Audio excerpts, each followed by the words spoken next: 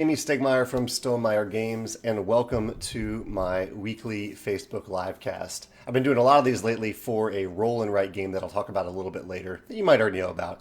But today is a special one because it's our monthly e-newsletter livecast. So I'll be going through some of the various topics in our monthly e-newsletter, which I will include a link to in the description of this video, and later when it goes on YouTube, I'll include a description there as well. Happy April Fool's Day.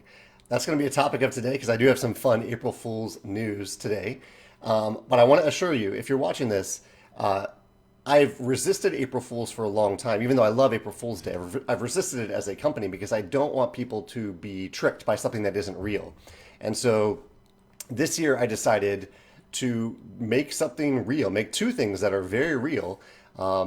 It is still kind of a joke that they are real, but they are also real. They are on our web store right now, and I'll talk about that a little bit later. First, as usual, I want to talk about today's chocolate of the day, and I think I'll go with the one that I've already opened. I have two little chocolate bars on my desk here, but I'm going to go with this smooth and creamy milk chocolate. It's 48%, and it's from the Endangered Species brand. So I think it goes to help endangered species, which is great, but it's also really delicious. Maybe some of my favorite milk chocolate because it's so close to dark. It's right in that sweet spot. So what is your treat of the day? How are you treating yourself today? Let's jump into the topics. Let's do that. Actually, no, I'll run through some like casual stuff real quick. Then I'll jump over to the main topics, the e-newsletter stuff. I did my Sunday sit-down video this past week on games to play remotely, and this actually came from you. Last week I posted some ideas for what I might do for this week's Sunday sit-down video, and you suggested that I talk about games that you can actually play remotely. And I'm going to use some of that advice to play some games tonight with my game group for the first time using Zoom remotely. We're going to try Ink and Gold, On Tour, Scotland Yard, and Rolling Realms, the recent game that I designed. So I'm really looking forward to that. Some games I played recently with Megan, just one-on-one here in person, are Dice Throne, Star Realms, Rogers of the Ganges, Architects of the West Kingdom, and recent videos I did on the Duke and Hierarchy. Those are also two-player games that I played before all this lockdown stuff happened. Hobie is here, Hobie of My Little Scythe. So that's the big topic of today. We have an expansion for My Little Scythe. My Little Scythe, the Pie in the Sky expansion. And Hobie chimed into the comments. Hobie is the designer of this. He said, the new logo would look great on a t-shirt when you say, oh yeah, if you look at our website today, this is more April Fool's stuff, but the Stonemeyer Games logo, the traditional hex with the Stonemeyer in the middle, has two little cat ears on either side of the hex. So that's something that our web designer, Dave, put together, and it's on the website for today only, I think. But yeah, Pie in the Sky. We are finally going to start talking about this expansion. So this is an expansion, the long-awaited expansion to My Little Scythe, which is designed by Hobie Chow and his daughter. And we're going to start talking about it today in the My Little Scythe Facebook group. And we'll do the pre-order for it on April 29th, if all goes well. Unless our fulfillment center is completely shut down or something like that, we will have the pre-order on April 29th. I'm so excited about this. You can see, I won't talk about too many details today, although Hobie has started to talk about it in Design Diary post in the My Little Scythe group. I'll be posting there as well with more photos in the coming days. But Hobie had a great idea for this box, which he wanted to make it look like a pie box, and we use spot UV. You can kind of see the glare on the pie part as if this is a box with an actual pie in the middle of it. There is no actual pie in the box, just a bunch of cool components and mechanisms to add to My Little Scythe. So I'm really excited to talk more about this. Feel free to ask some questions. I might deflect some of them to leave some things as a surprise, but you never know. I might spoil some things today. Let's see. So April Fool's Day. Let's talk about what this means for Stonemeyer Games today. So we have two fun little products that are very real that we have created to kind of poke fun at ourselves and poke fun at gaming in general, things like that. And you can see them in detail on our website. But the two products are, there's this little box right here that contains 5 chocolate-colored, I keep saying covered, there's no actual candy in this box. These are chocolate-colored candy trays. The purpose of these is that I've heard from numerous people, this is not a joke, I've heard from numerous people that play Wingspan using the clear plastic trays with the plastic eggs in those trays. And then right next to them, in those same clear plastic trays, they have candy eggs, like the Cadbury eggs that look very, very similar to the plastic eggs in Wingspan. And so we thought, why don't we help those people from accidentally eating the wrong egg, and we'll make chocolate colored trays so that you can put your candy eggs in these trays and the plastic eggs in the clear plastic trays that we include with Wingspan. And so we did it. We just made these. These are real. This is a real product. As you can see, there's a real thing that is on our web store right now. And even if, I don't know, they are a joke. This is a joke, but it's also real, and you can use it for whatever purpose you want. You can use it for chocolate eggs, or just for whatever you want. You can put other game pieces in these trays as well. That's the first product. The second one is definitely poking fun at Stonemaier Games, and this is the Stonemaier Games magnifying glass. We've been chided a few times, reasonably so, justifiably so, for having text that's a little bit too small in our games. Part of the reason for that is my own fault. I've never needed to wear corrective lenses of any sort, and so I've had to kind of put myself in other people's shoes and realize, oh, that text is really small. Even when you hold a card up to your face, that text is pretty small. The biggest violator of this is probably Between Two Castles, where the text is probably kind of okay. It's borderline, but there's some icons that are just a little bit too small in Between Two Castles. And so, as a joke, in reality, we are making text and icons bigger. We're doing that. That's a real thing. But also, in the meantime, we created a magnifying glass that can magnify things up to 30 times their normal size. And again, this is a real product on our web store right now that you can buy as long as supplies last. So that's what we're doing for April Fool's Day. None of these things, like definitely not this, and definitely not these. These are all very real products, as you can see, that are on our web store now. I think I'm gonna have a hard time convincing people of this, and that's why I'm repeating it. But they are actually real. Let me look over for questions real quick.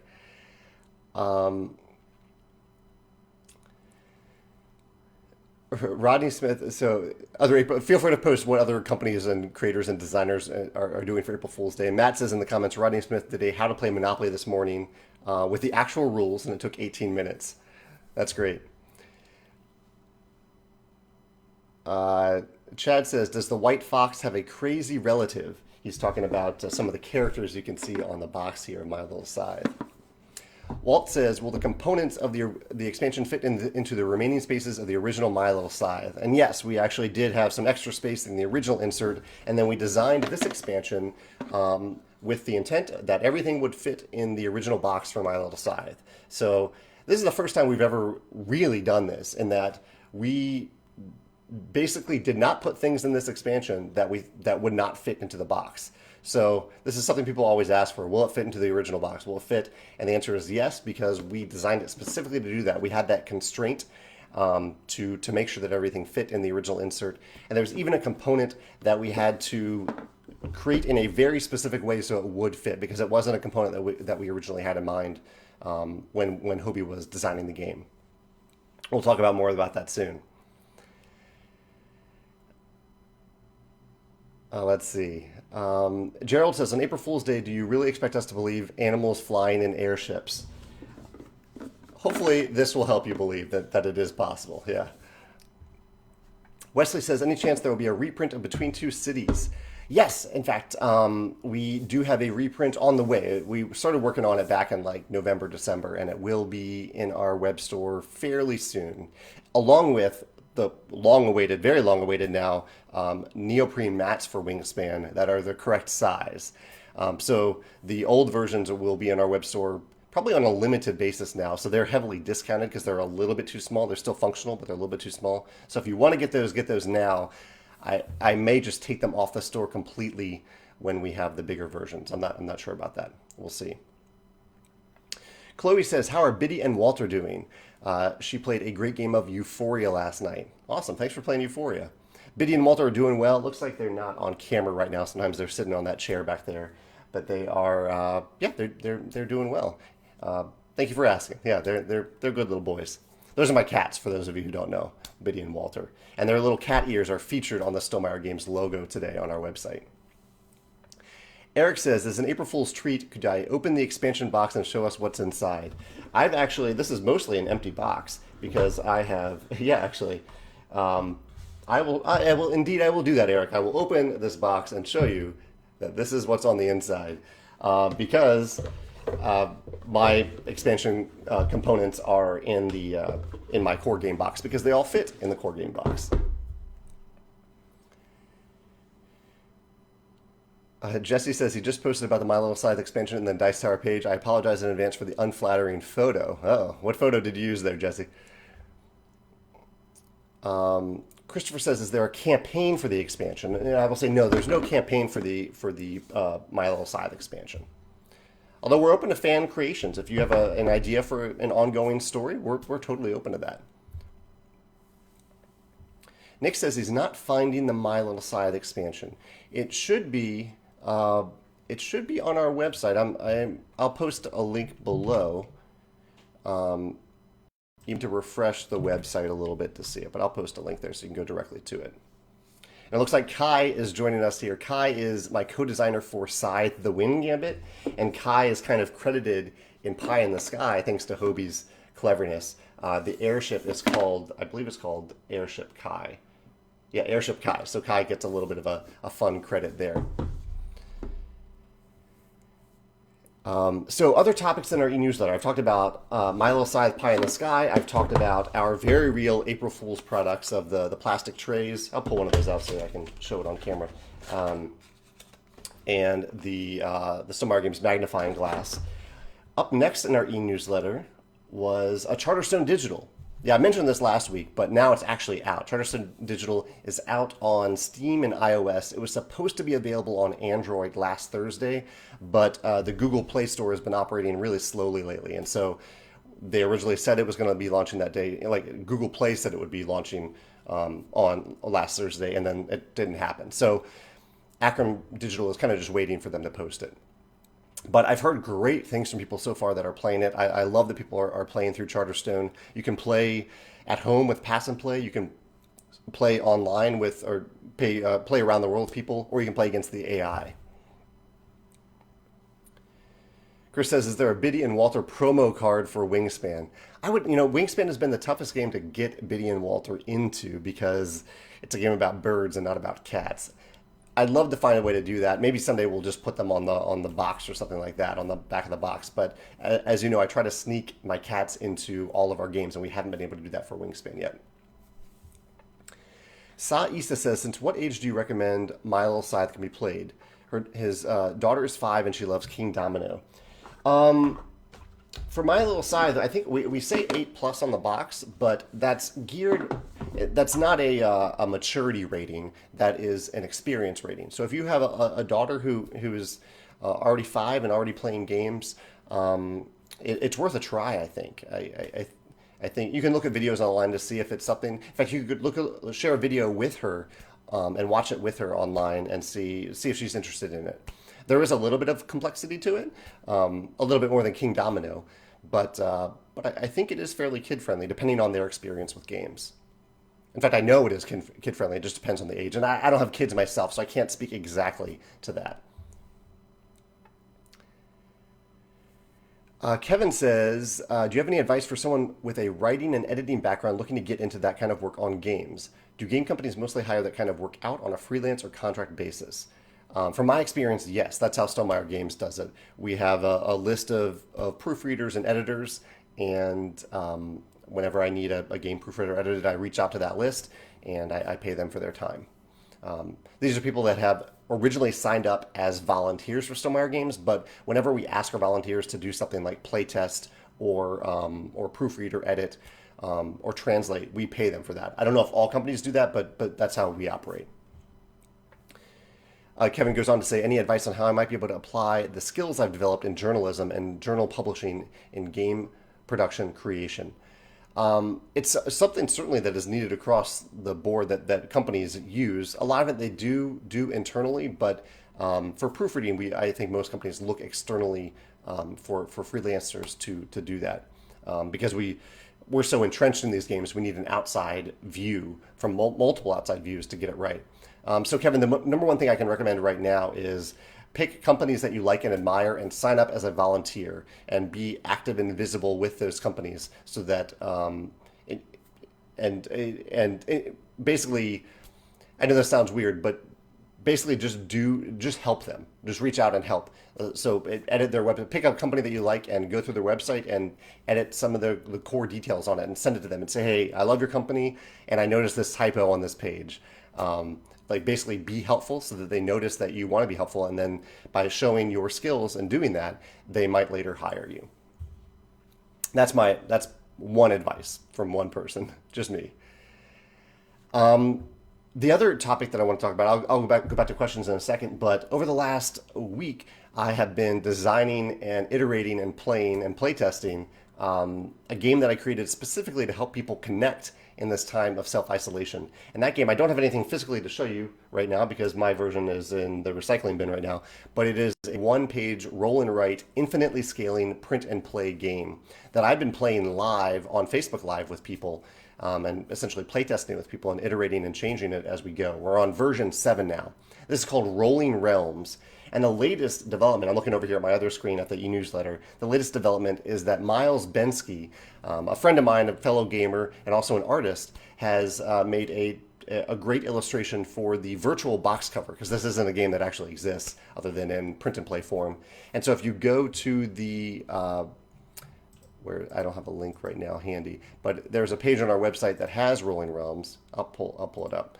You can see Miles's art there. It's also in the e-newsletter, but I'll post it below so you can see it. So thank you, Miles, for doing that. I love the art on it, and it's been a lot of fun to play that game. It's continually evolving. I'll probably do the next playthrough later this week, maybe Friday, maybe Saturday or Sunday, sometime this weekend.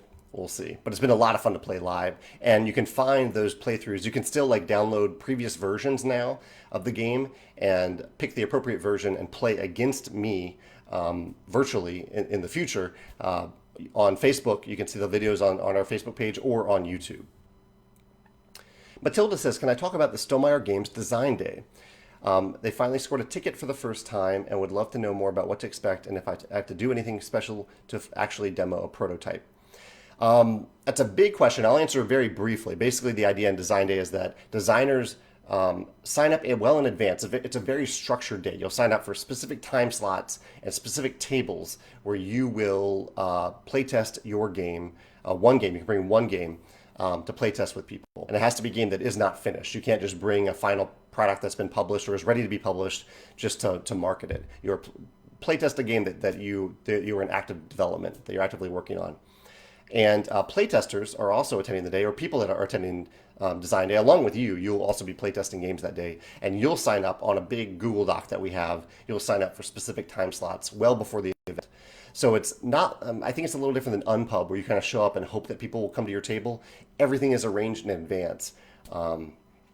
You'll find out a lot more. We'll send out monthly updates about what to do next and what to expect. So you'll learn a lot more about that as it goes. But for now, if you're working on a game, just focus on working on it and playtesting it, because you also can't bring a game that you haven't playtested at all. You don't want to subject stranger playtesters, new playtesters, to a game that you haven't actually playtested at all. So start working on a game, or revisit a game that you've already started working on that also isn't finished, and you'll bring that to Design Day in September.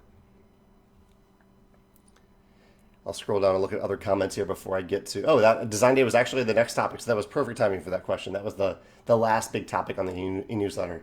So far, I've talked about the My Little Scythe Pie in the Sky expansion, our very real Stonemaier Games April Fool's products, Charterstone Digital, Rolling Realms, and the Stonemaier Games Design Day. Adrian says, what are my thoughts on the Frosthaven Kickstarter campaign surpassing 4 million given the current situation? I think Frosthaven honestly was and is somewhat immune to, I don't want to say completely immune to the current situation, because people's budgets are hurting right now. But I think Isaac knew Frosthaven was going to do well. He probably did not need to run, he didn't need to run a Kickstarter to know that people wanted Frosthaven, that a lot of people wanted Frosthaven. But I applaud him for bringing joy to people right now through a fun campaign. And I'm sure he's probably going to make 50,000 plus copies in the first print run. And so for that many copies of a pretty big game like that, it does help to have a bunch of money up front in advance. So I'm happy for Isaac that the campaign is doing so well. Yeah. Matilda says, will you ever make a physical copy of Rolling Realms? That is not, I mean, that wasn't the intent. It isn't currently the plan. But maybe. You never know. Like, it certainly, like, this is a game that I started designing, 10 days ago? And now we're 10 days into the design. And I don't know, maybe if people are really having fun with it. And I think the one nice thing is, even though right now it's playable you play on one piece of paper, it is a little bit more expandable if I use, if I did make it, if I used the cards like in silver and gold. They're cards that you can write on in a dry erase with a dry erase marker. And so each player could have their own set of 9 cards, and you use 3 of them. And the reason I say this is that it makes the game a lot more expandable, and it gives more room for writing on each of the cards, because I can make the cards bigger than what I did on the sheet. So that is one of the cool things. So even though now there are 9 realms in the game, because there are 9 Stonemaier games, each of the little realms is structured after a Stonemaier game. Once we come out with more games, I could add those via cards to the printed version, if that ends up existing. We'll see. Depends on what people want. If people actually really want it, I would consider making it. Hey, Hobie says, for April Fools, I was actually hoping to see a super deluxe collector's edition of Rolling Realms. That's great. I like that. Jake says, with the quarantine going on, I've seen some designers moving to doing some of their playtesting sessions through platforms, not just through video chats like Zoom, but also through fully digital versions like Tabletop Simulator. Have I ever done any digital playtesting in that way? Yeah, I think people have been doing this for a while, but maybe now more than usual, given the constraints on seeing people in person. I have never put a game on Tabletop Simulator or Tabletopia. I've let those companies actually handle it for our finished product. So I do not know even how to do it. I'd have to find someone to do it for me. It's not my preference. I think it's something that we might need to do if we're in this situation for quite a while.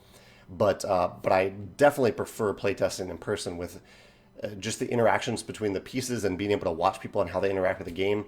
I think it's more useful that way. But we'll see, because especially with blind playtesting, we need to continue to blind playtest, and people can't meet with their groups to playtest these games. They're pretty much only playing the games with 1 or 2 other people, and our games scale up to 5 or 6 people. So that is a bit of a limitation that we'll need to work around if this continues for a long time. Alexa says, I didn't get a chance to play Rolling Realms with the latest changes to Scythe and Viticulture. How did it go? Are you keeping the new versions?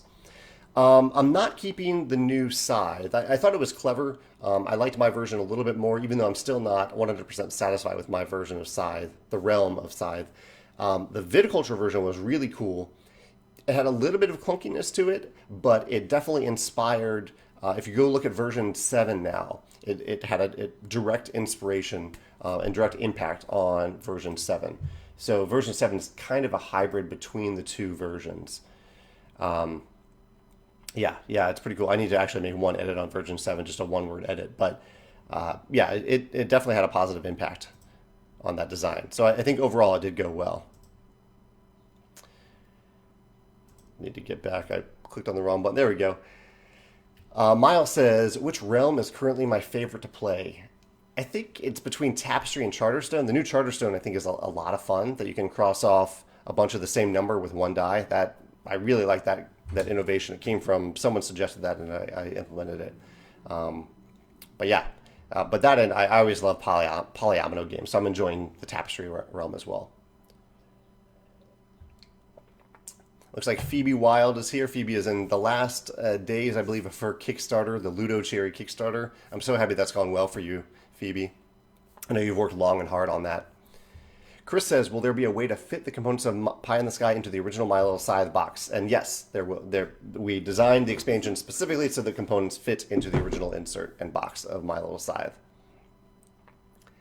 Looks like Jakob Brzezowski is joining us today as well. Famous world builder of Scythe and Iron Harvest coming out later this year. Kevin says, can we expect any sort of reveal for Project Sand anytime soon? No, not anytime soon. Definitely this year, but not for a few months. But I'm glad you're excited about it. I'm very excited to show you what our next game is all about. Phoebe said, "What's something good that's happened to you recently, or something awesome you've done?" She said, "Mark and I are adopting three pet rats, and we bring them home tomorrow. They're going to be my very first pet rats ever." That's really cool. I don't know. A lot of good things have happened to me. I mean, I feel very fortunate right now. I know a lot of people are suffering. I am fortunate that I can continue to run my company from home with my amazing girlfriend, my two cats, and it's kind of actually been a fun week to put together or to show off the April Fool's products, to finally be able to share my little scythe, pie in the sky, Charterstone Digital, all this Stollmeyer stuff. This is a big part of my life, and I'm having fun with it. I'm also really enjoying. We've been playing a lot of VR games, specifically Beat Saber and Box VR. We've been having a lot of fun with those in the evening. And today we're going to try for the first time. I usually host game night on Wednesdays, but we haven't had one in a while because of the stay at home order. And so I'm going to be hosting a Zoom version of our game night tonight, and we'll see how that goes. So I'm looking forward to that as well. Nathan says, "If we order something from the website, would it be possible to get a physical copy of Rolling Realms for those of us with no printer?" I appreciate you asking, Nathan, but no, our fulfillment center is completely separate from the print and play Rolling Realms. But however, that said, you can play if you have Adobe Acrobat, which is a free program. You can just download the PDF and play on there because you can use Adobe Acrobat to write numbers and letters on the PDF itself. So you actually don't need to print Rolling Realms.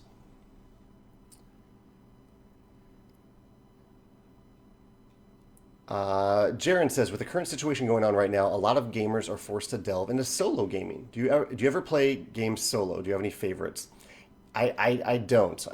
I've played my version of solo is to play against the AI and board game ports, with some of my favorites being like Lords of Waterdeep, um, Dead Man's Draw. I really enjoy, but I haven't played tabletop games on the table solo before.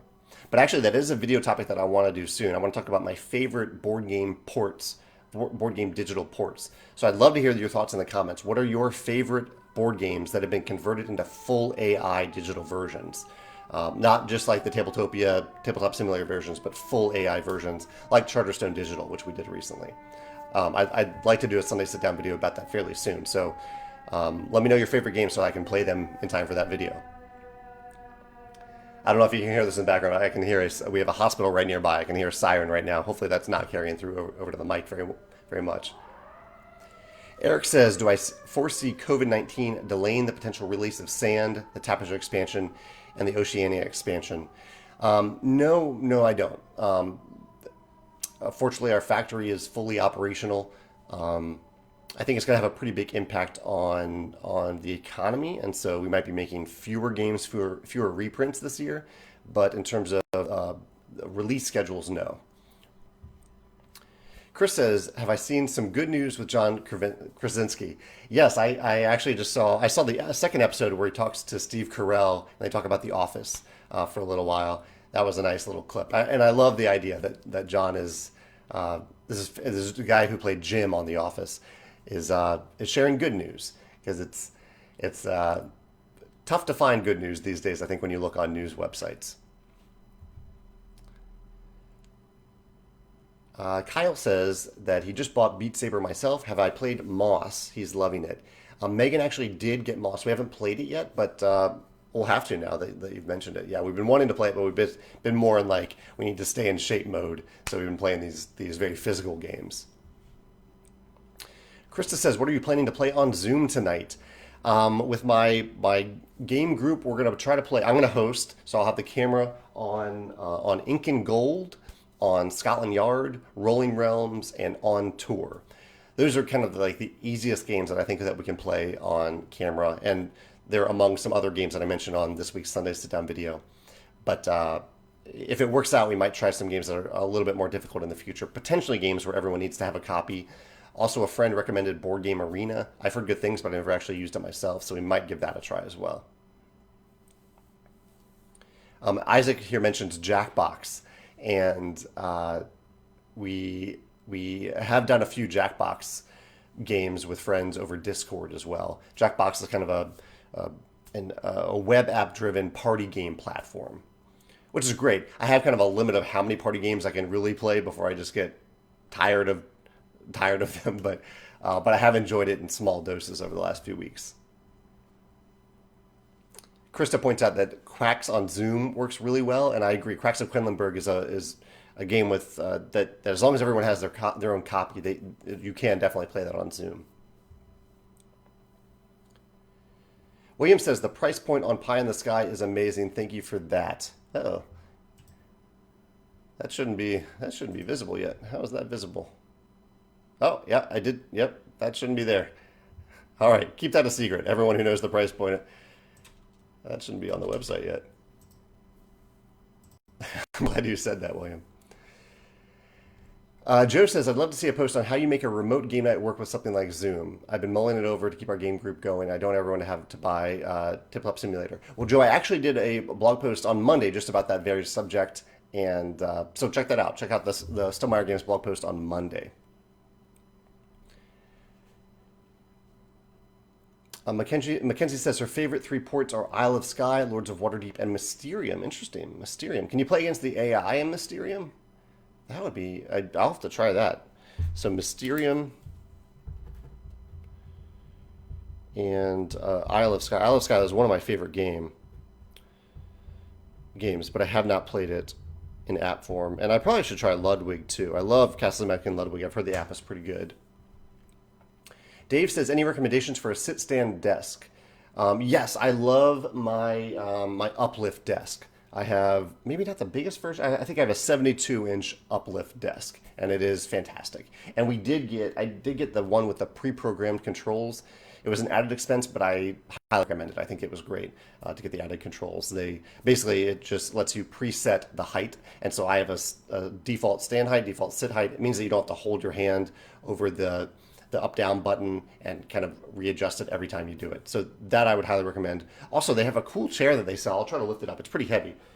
But they have this like futuristic looking chair. The bottom is very heavy and very weighted. And you can get that from Uplift as well. And that's just kind of, it feels good, like a little core workout all day, every day, if you're sitting on that chair. I don't feel as guilty when I'm sitting down, basically, because I have that chair.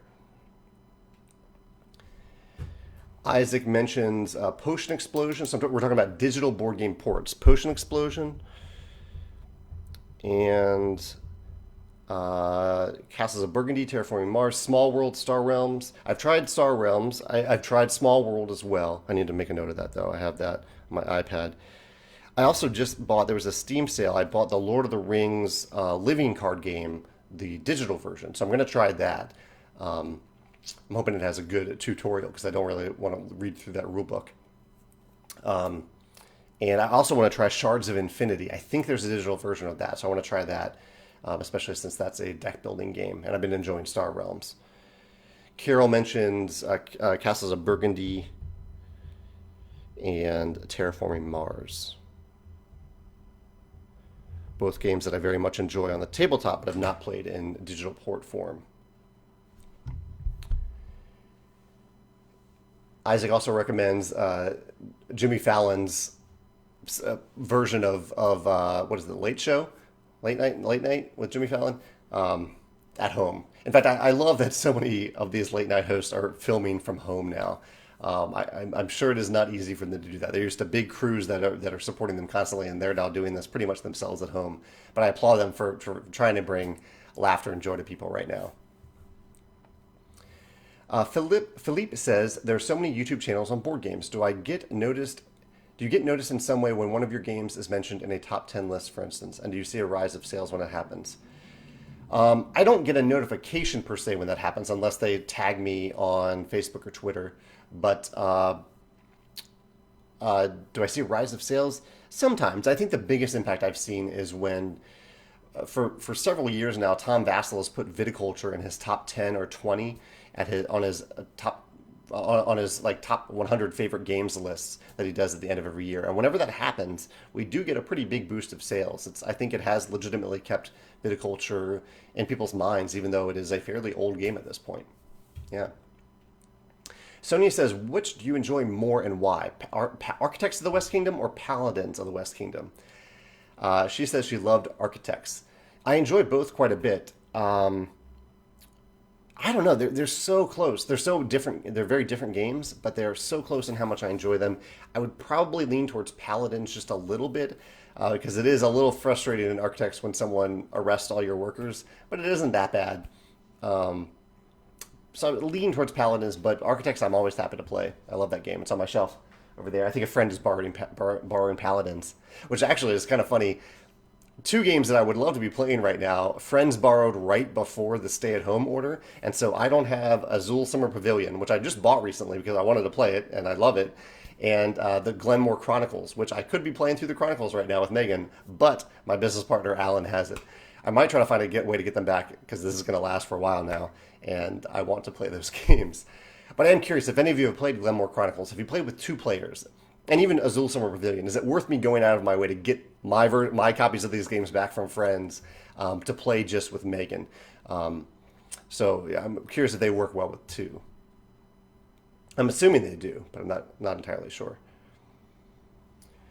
Walt says, ever think about designing a game that will check all the boxes? Vikings, Mars, turn-based initiative games. How about Martian Valhalla Haven?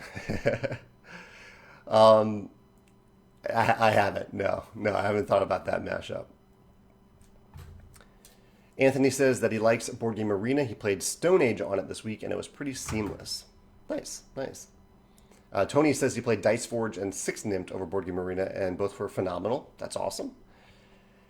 Chad says, looks like the Champion discount doesn't work on the magnifying glass. Is that because it is too small a product?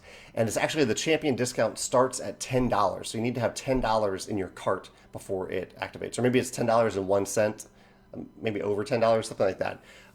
I set that recently because we were actually losing money on certain Champion purchases, and that wasn't the intent of the program. So you need to put more than $10 in your cart, basically, to make it work.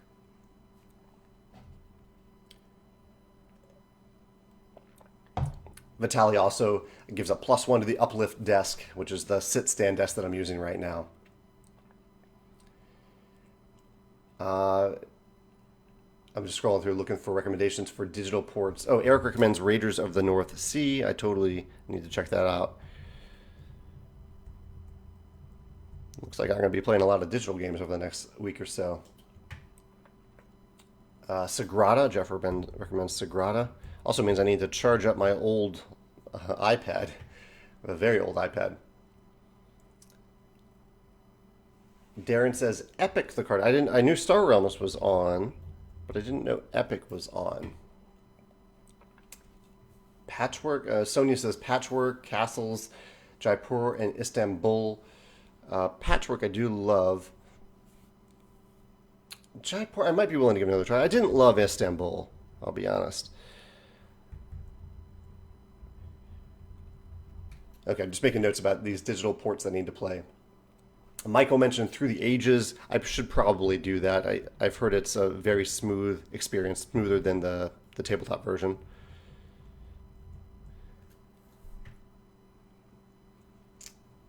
Pearl says, did anyone say that's so clever? Oh yeah, Ganshan Clever. Yeah, I've heard great things about that. I've heard that one's somewhat addicting. The digital version of Ganshan Clever. Chad says, how far in advance do you need to start working on the chocolate egg container and the magnifying glass in order for them to be ready on April 1st?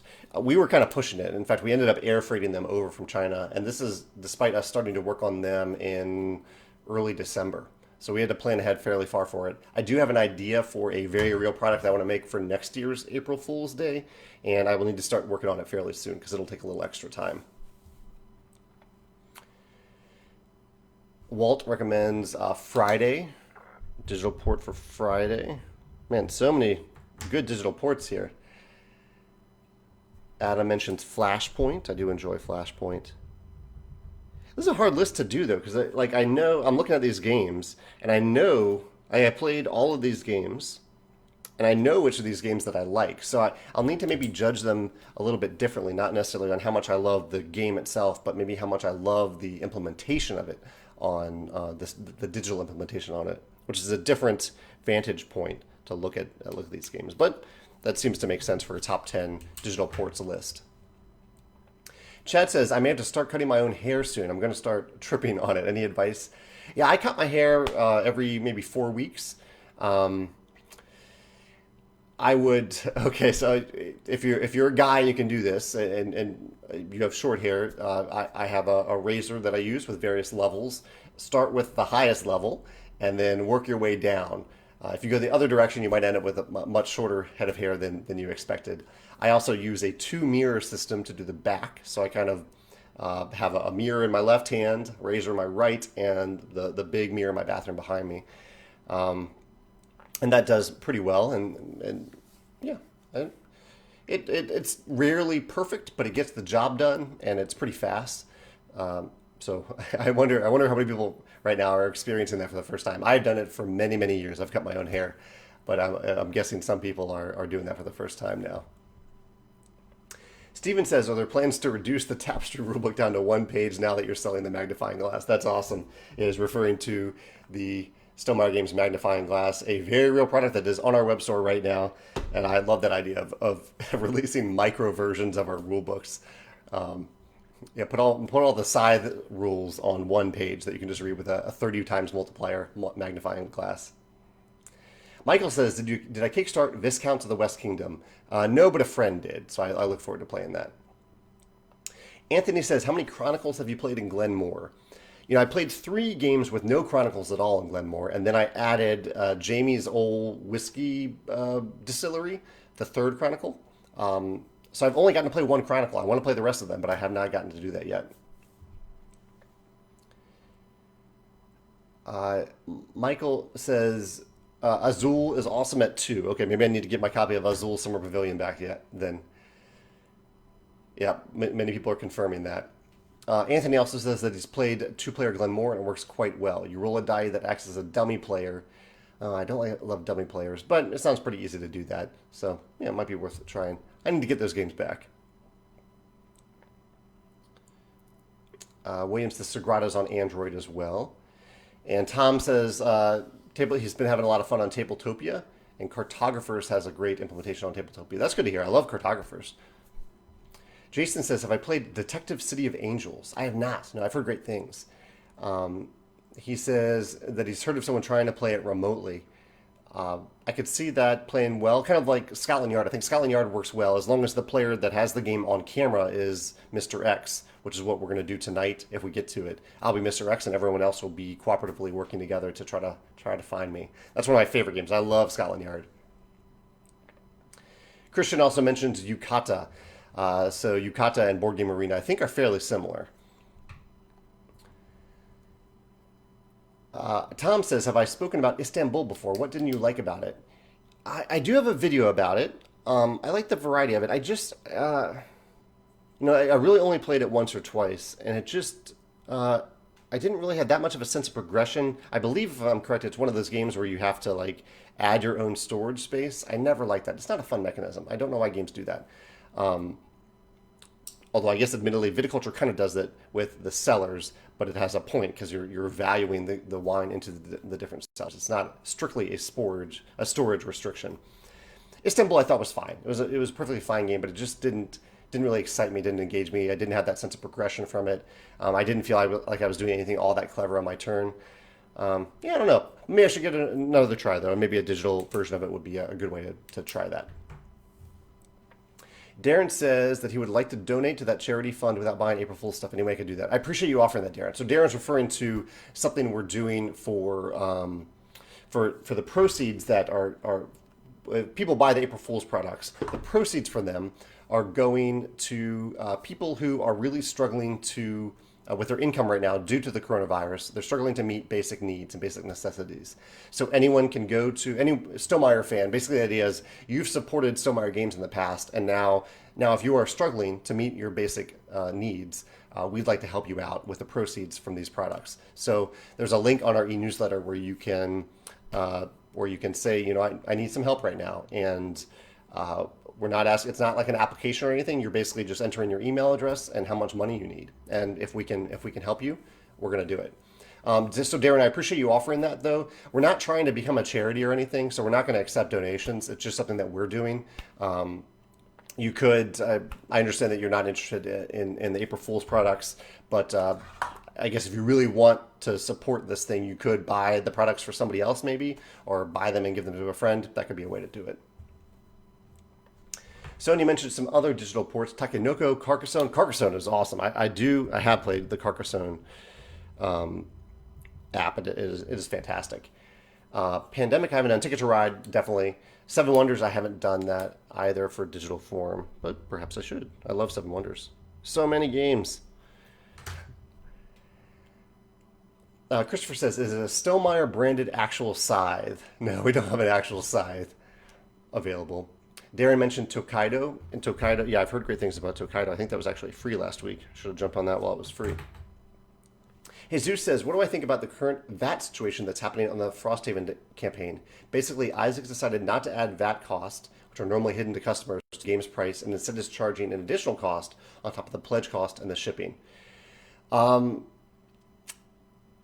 don't know a lot about it, but I do understand that the VAT situation has evolved over the years as Kickstarter has grown, and Europe has kind of clamped down a little bit on exactly what the VAT calculation is and who has to pay it and all that.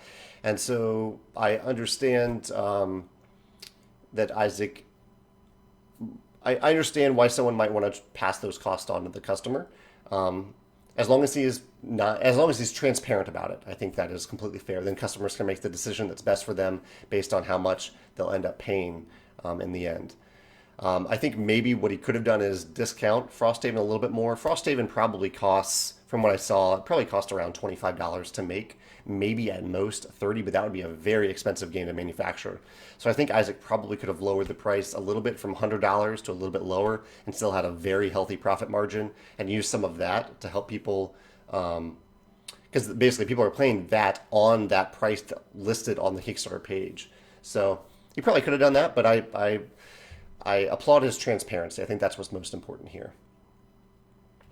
Zach says, are there any new games you've introduced to Megan during the last couple of weeks? Anything she has really liked? Would she ever do a video on her top 10 games? I'll have to ask her about it if she would ever be willing to do that. I don't think maybe it's something that I could do on camera featuring Megan's top 10. I don't know if she really wants to appear on camera. Any new games that I've introduced to Megan? Megan actually reintroduced Takenoko to me fairly recently. We played Fire in the Library together. I think I introduced her to Fire in the Library. Architects, I think we had both played that before. Riders to the Ganges we had played before. Pretty much all the games are games that we've played before, but Fire in the Library was one that was new to her that we played recently. Steven says that, Suzanne from the Dice Tower keeps a running list. That's awesome. Thank you for posting that list. And thank you, Suzanne, for compiling that. Wow, there are a lot of games. So I guess maybe I should have asked this in a different way. Like, not what is your favorite game in general that you get to play in digital form, but what do you think is the best digital implementation of a tabletop game? Maybe one that even enhances it beyond. What is a tabletop game that you would rather play in digital form than on the tabletop? That's another way to put it. Maybe I can go at it from that angle. Games that have that you would rather play in digital form than on the tabletop. Let me know in the comments if you have anything like that.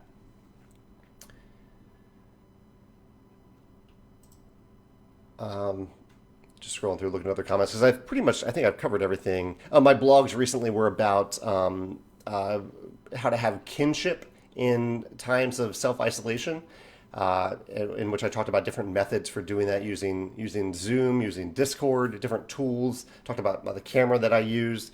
And I also talked about things that businesses can be thinking about right now and things that both extroverts and introverts can be thinking about right now in this time of self-isolation. Sean says, have I ever played the original version of Pandemic? The revised version is much easier and better to play. No, I haven't played. I didn't know that it had changed all that much over the years. What's different in the original version?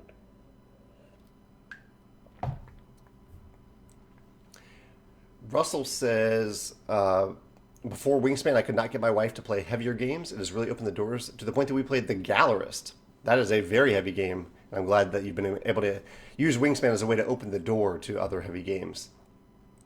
And it says Russell also says we finally got Tzolk'in to the table, and it's one that she has really grabbed onto, which is awesome. Tzolk'in is one of my favorite games.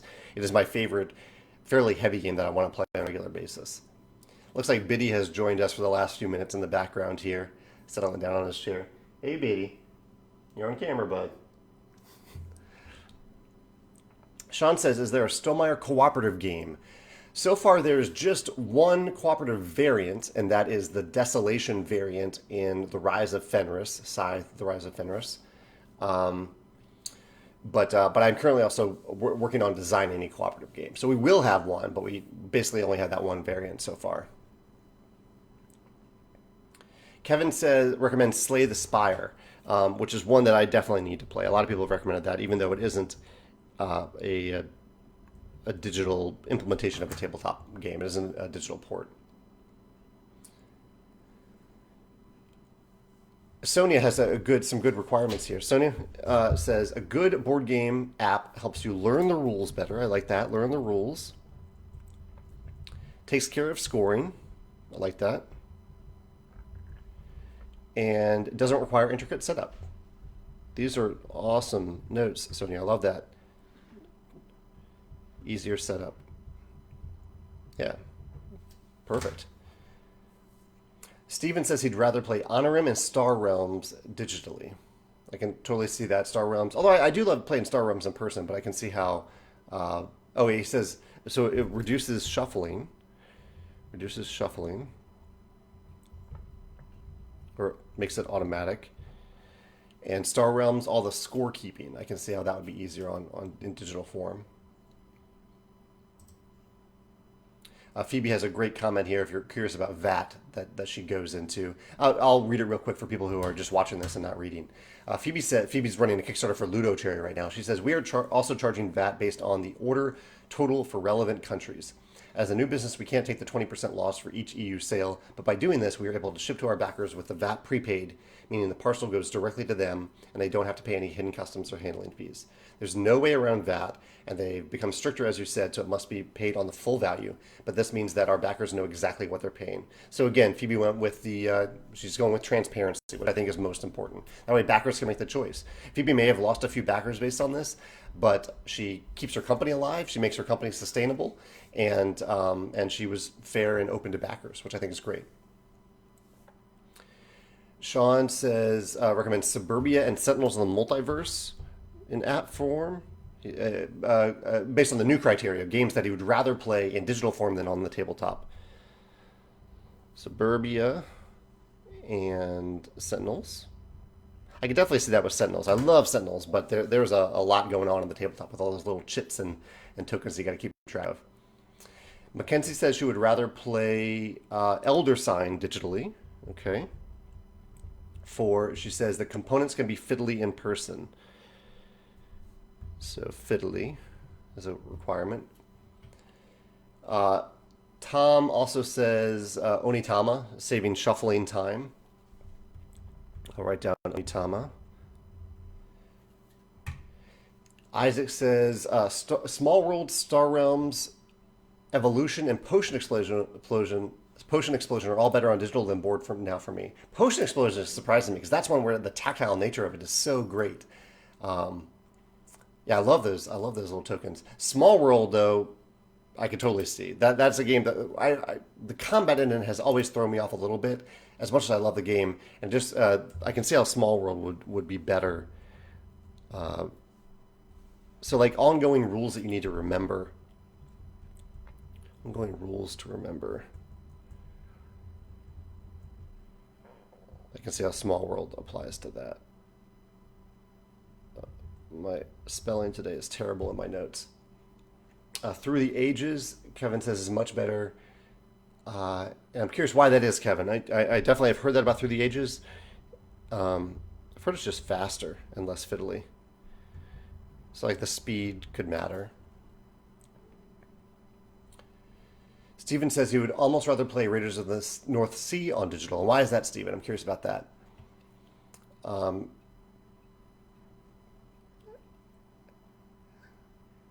Jesus says, oh, he's talking about the VAT again. He says, sadly, this has been another obvious example of how Kickstarter has grown to be basically a US-based pre-order system. Kind of, well, kind of though. I still argue that it's a pre-order is when you've already made something. Like we will soon have a pre-order for My Little Scythe, in that we have made it, and you can now order it a little bit in advance of when you're going to get it. Frosthaven is maybe cutting that line a little bit close because there are no stretch goals in it, but Isaac is still gauging demand on it, which is very important for him to know how many copies to make. He's raising money so he can actually afford to make all those copies. So I think a pre-order is when a product has already been made. An argument could be made that a pre-order, not all pre-orders work that way though. So I can see that. Sonia says Dream Home. Do you like Dream Home better in the app version, Sonia? Or better on the tabletop? And Splendor, yeah, Splendor. I like those chips in Splendor though. So I wonder if like the counter argument here is if a game has a really special tactile component to it, if then the tabletop game is maybe inherently better based on that. So I'll make a note about tactility. Is that a word? Tactility? Timo Tep says, can I recommend a great two-player game? What's my favorite? One of my favorite two-player games. I have some that jump around. Like I love, I'll mention a few. I love Star Realms, Dice Throne, Hanami Koji, Patchwork, and Seven Wonders Duel. Gerald says that he likes apps like Stockpile that don't try to replicate the game exactly, don't try to replicate like a 20-inch board. Instead, get an actual app with standard app techniques instead of Tabletopia with AI. Dave says, my physical copy of Charterstone arrived just before our stay-at-home order in Michigan. He's trying to convince his friends now to try the digital version. Do I need to buy a copy for each player, or is there a way to buy a batch? You would need to buy a copy for each player if you're playing remotely. Otherwise, you can pass and play at home, but then you might as well just play the tabletop version. Sean says there are more characters, revised rules, and a chance to win. The original version is almost impossible. Oh, he's talking about Pandemic, the original Pandemic. Jesus talked about how the Through the Ages tutorial is very good. Yeah, I love a good tutorial. You know, one I played early on was Frontier. What is the dice-based game with Frontier in the name? Space Frontier? I'm blanking on the name. But it was a great digital implementation, but it required you to read the rules. It had like the actual rules that you had to read.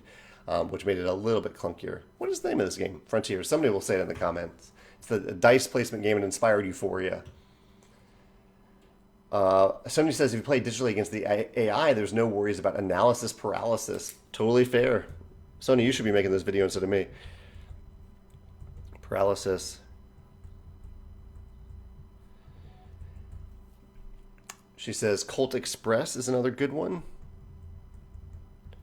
And she mentions the animation in it, which is something, like, that's one thing I love about the Charterstone implementation, that there's little animations on all the buildings, so it feels like a living village. That's something that you can't really do in tabletop form. Eric says they would rather play Scythe on the tabletop, but he's played a lot of games through Steam right now, and he loves that there's no setup or breakdown time. Yeah, setup and cleanup. I can totally see that. Brian says games with a lot of components used to be preferred digitally until I bought a 3D printer. Race for the Galaxy is so much better on the app, though. So Race for the Galaxy is better on the app. I have so many notes today. Race for Galaxy. Upkeep. Krista mentions upkeep, so I'll put that in the category of kind of shuffling. Actually, that's a new category. Upkeep. Games that require a lot of upkeep. I can see how app versions do that better.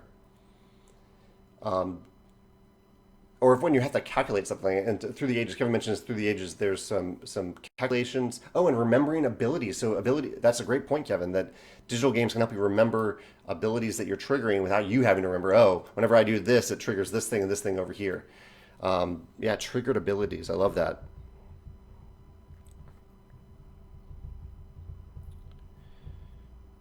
Current calculations. So feel free to mention any other games that I should play that you think the digital version is better than the tabletop version. You'd rather play the digital version. Feel free to mention them in the comments, and I will try them for this video. Steven says some apps add content like solo campaign modes that aren't available in the tabletop form. So, like additional modes, new modes, maybe even weekly challenges. I've heard some apps doing that. I think even Sides Digital does that. And Steven mentioned Jaipur for that. Cool. Steven says for Raiders of the North Sea, it makes the setup of all the spaces so much easier. I can totally see that. Yeah, so setup. Alien Frontiers. Thank you, Phoebe. Thank you, Dave, Phoebe, Jesus. Alien Frontiers. Yeah, that was one that I really enjoyed. I still have it on my iPad. Benjamin says, any idea on when Charterstone app bugs will be addressed? I think they already addressed them. I heard that there was a problem for round 6, but I think they've since fixed it. So just need to update your app, and it should be fine now. Zach mentions Evolution. I need to make a note about that. Zach, do you like Evolution better digitally than in tabletop form? And why?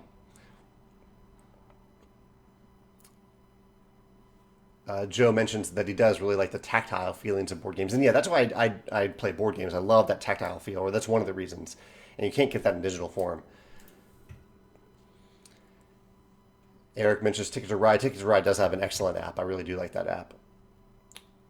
Actually, Carcassonne, one thing about Carcassonne app that I really like is it shows you all the eligible places where you can place a tile. It's not telling you, hey, you need to place a tile here, but I love that it gives you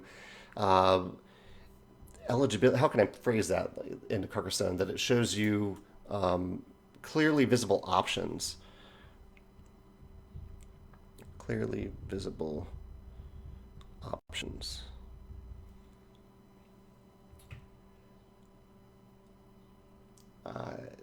Isaac says that both Epic and Star Realms have challenges to them that players can try to add a little variety.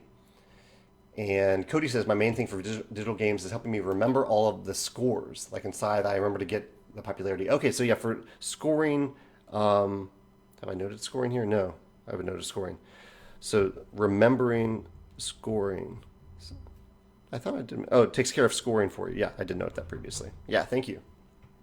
So you don't miss anything when you score. All right.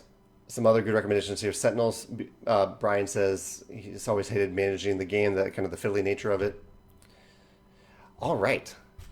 Well, folks, I'm going to draw this to a close today. I appreciate all of you sticking with me and sharing these notes. This is going to have a positive impact on my video. It won't be this Sunday. I've already done this Sunday's video, but it'll probably be the next one or one upcoming pretty soon, as long as I need to take the time to play some of these games first. But thank you for your suggestions. Thank you for talking today. Join the My Little Scythe Facebook group if you're curious about what we're doing with this expansion. And go check out our very real April Fool's products that are on our web store today while supplies last. The proceeds are going to a good cause, people who are struggling right now. So, yeah, thank you. Have a great day, and I will see you either next week or the next time I do a Rolling Realms Facebook Live playthrough. Take care.